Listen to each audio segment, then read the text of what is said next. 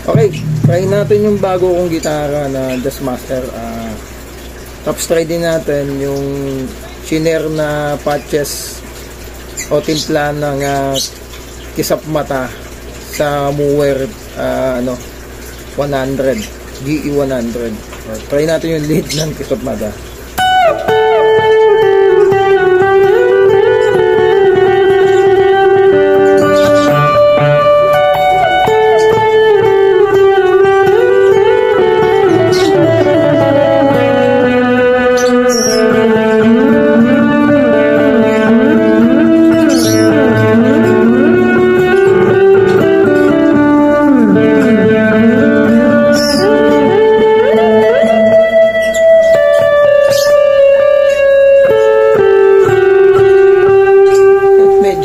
Hihingat ako dun sa sa mangunote.